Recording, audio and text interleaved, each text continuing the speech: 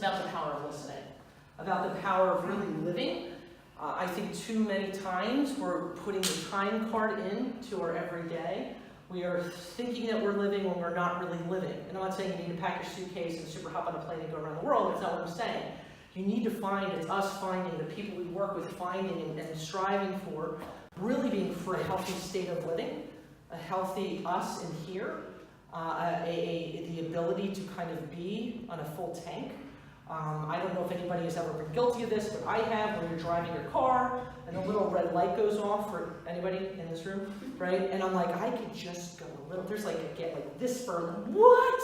And if you looked under the hood, like what is it really doing to the engine? Okay, it's taking more effort, right? It's like sucking out fumes. You're like, what does that have to do with anything? It has everything, something to do with everything. It's us. When we run on empty, when we run on fumes, we're not as everyone of us is our own novel. And every novel has chapters. And some of us will only see the outside of each other's cover. That's the truth, right? And there's losses, and there's trauma, and there's heartache.